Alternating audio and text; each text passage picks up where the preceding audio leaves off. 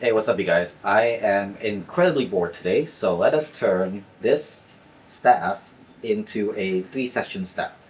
Now, the first step is to actually section this staff out from one single long staff into three little sections, but immediately there's a problem. On a true three-section staff, the lengths of the sections, you have three sections, the end sections should be the length of your armpits to the tip of your fingers, which for me would be 60 centimeters. Now, this staff is only 160 centimeters long, so I can't divide it by 60 centimeters because then the centerpiece would be 40 centimeters long, which is too short because on a true three section staff, the middle section should be about from your shoulder to the palm or the wrist of your hand. So it's not going to work. It's going to be way too short. So I'm going to compromise. I'm going to make the ends 55 centimeters long and the center 50 centimeters long as a compromise. It'll be a tiny bit shorter than what it should be, but I think it's going to still end up looking and feeling really good. So I'm confident about that. And as for the links, I'm going to be using these chain links, though you could absolutely use paracord for this. Chains are a little bit overkill for what this is, but you know, I'm just doing it because it looks cool. So let's start off with that. I've sectioned them out. This part here at the end is 55 centimeter ish. This part at the end is 55 centimeter ish, and the center part is 50 centimeters ish. So now time to cut it, and I'm gonna do my best attempt at cutting straight lines. So wish me luck with that, I guess.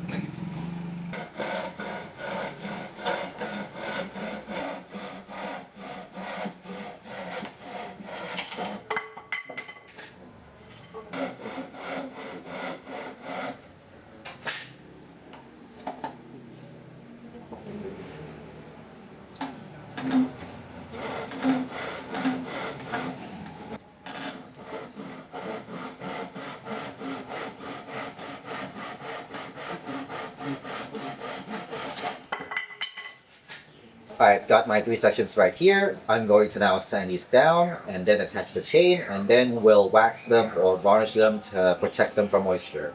So I'll see you in a bit. 2 hours later. Okay, so I got the sections all sanded down smooth and tapered a little bit where they're going to meet. And now it's time to attach the chain. Now, as for the length of the chain, from the images and videos that I've seen, it looks like there's about one palm's length of chain between each section. So for me, that's going to be five of these chain links.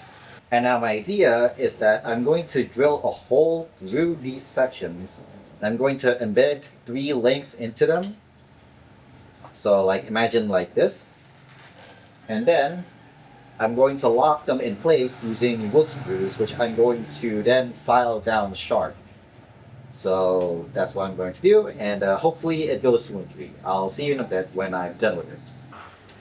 The links that is about here.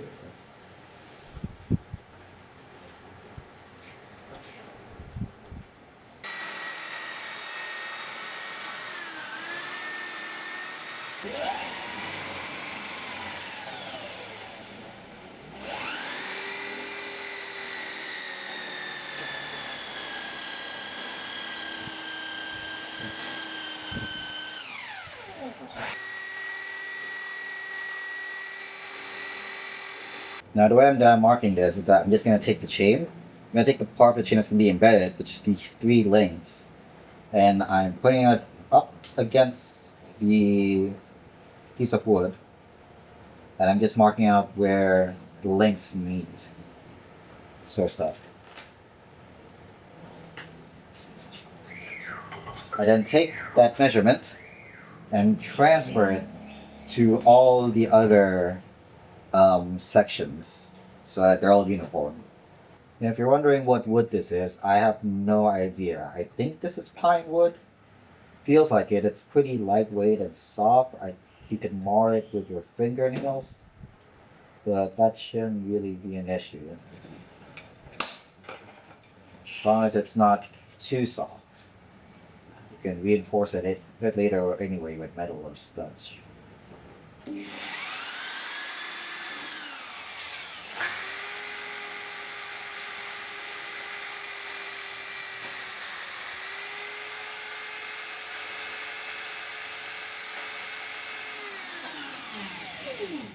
Okay, now that I have all my sections ready, now I just need to get to my cord.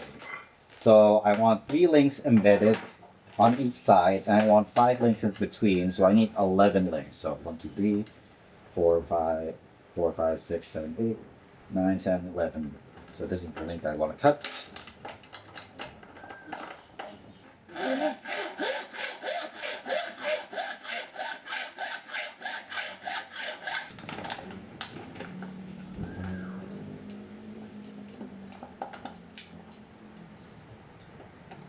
Remember, kids, when you cut metal, it gets really hot.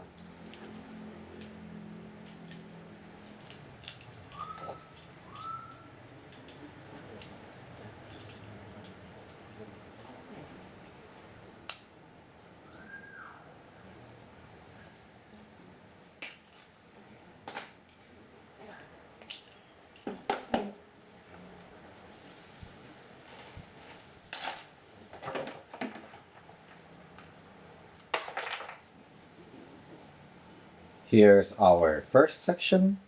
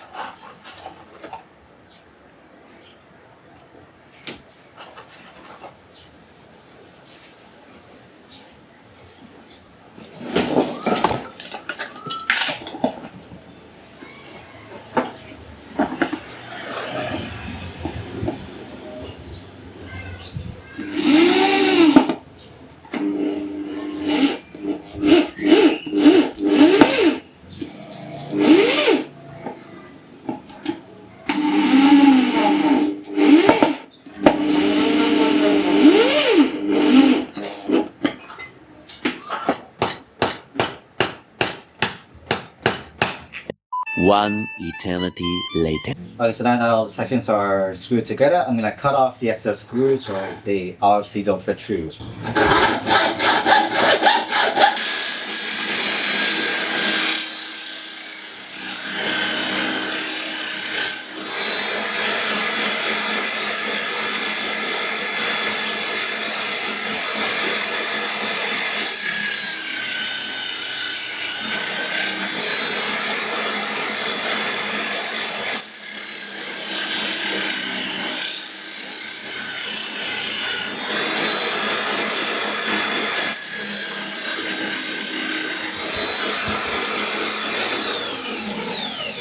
Alright, now it's almost done. There's a little bit of cracking here where the screw kind of went ramp out of line because of where the chain is, but we can reinforce that later using cords. But now I just want to check that this is in fact usable. It's balanced, I see.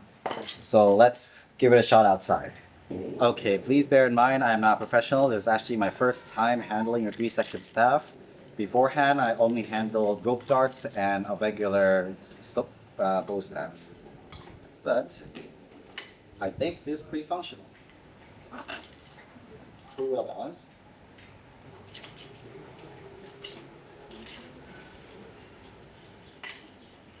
It's well, it's not breaking apart.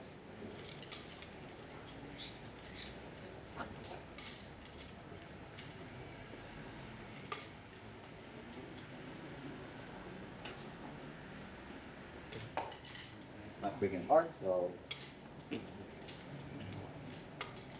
Guess it's good.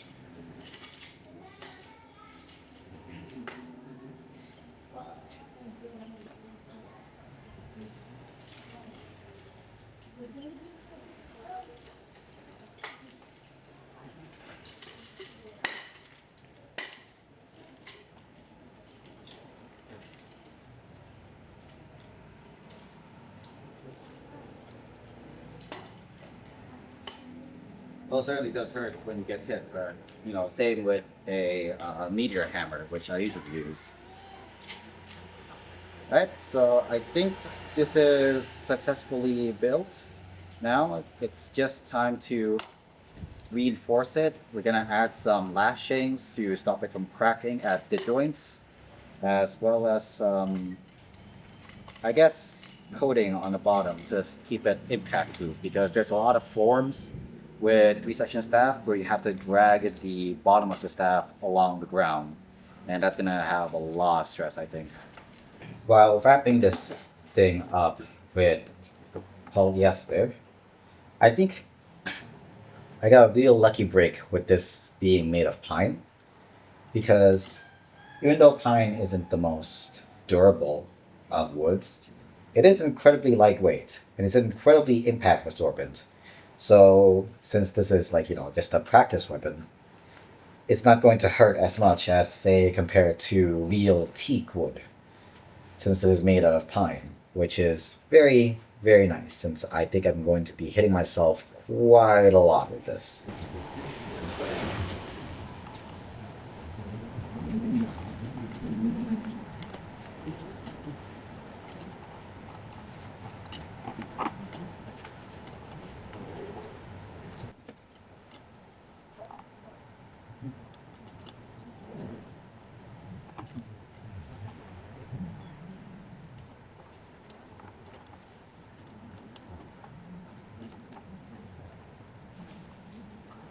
Six. Eight.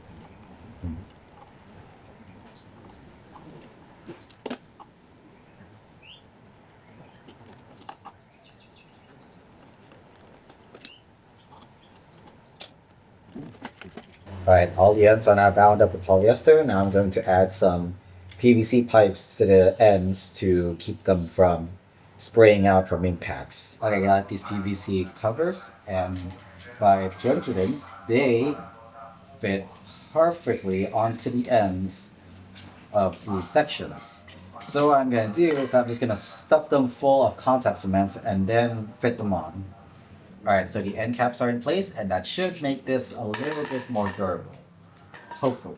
And to stop these windings from coming apart, I'm going to use this bit of ribbon. Going to apply some contact cement, and I'm going to wrap it around the windings to stop them from moving. Okay, so I got this done. I gave it a little bit of petroleum grease to hopefully keep it a little bit more protected against moisture.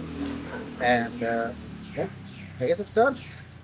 Now all that's left to do is to give it a whirl and see how I feel about it. Obviously, this is a tool that has a very high skill floor. Like, you need to be very skilled able to use this. And my experience so far with Chinese martial arts is purely like the sort of like modern adaptation of Chinese wushu, which is now used in kickboxing. I completely forgot what that's called. I'll Google it up again. As well as with bow staffs, as well as meteor hammers.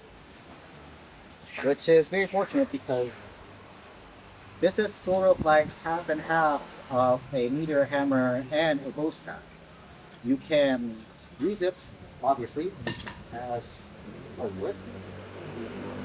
You can use it as the tongs. You can use it like a two-section staff. It is a very versatile weapon in all regard.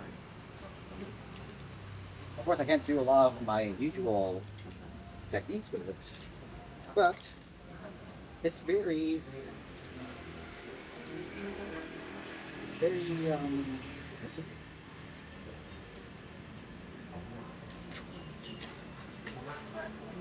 it's very flexible, I guess, which makes sense. It is a flexible weapon in a literal regard. But this has a lot of potential for showmanship, I think. Not so much as practicality, because it's a giant thing that you need to carry around with you, and it takes up a lot of space, whether holding it up or deployed. And the effectiveness is quite questionable because it's lacking a lot of the conveniences of more specialized weapons. You want to use a baton? You can't fully use it as a baton. It's linked in the middle, so you can't separate it. You can't do some things that you can do with it. If you want to use it as a whip, you can't completely use it as a whip because it's in sections. So you can't actually whip it. You can't completely wrap over something because it's in sections. And if you want to use it as a two-section staff, well, you can, but the two sections are now split in half, so you don't have the option of a longer polearm or backbone. So it's very much a in-between weapon. Sort of good at everything, but not great at anything particular. But it does look really flashy. It does look really cool. And I haven't completely gotten the hang of it, as you probably see. I haven't completely gotten the hang of it. So I still need practice with this, but I'm going to try and make up a form for you guys so you can see it as in action and see my complete inability.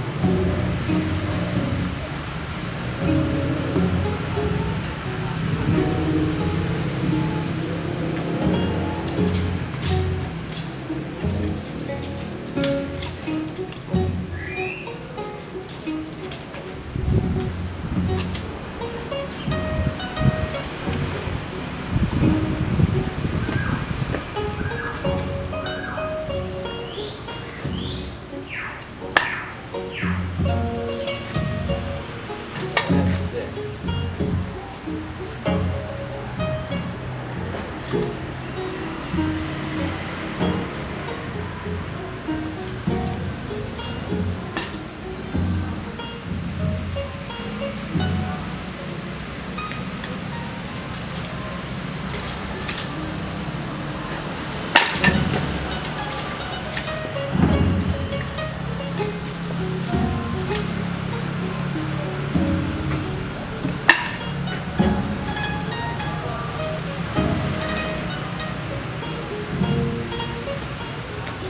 Anyway, that's all the forms that I can give you guys right now.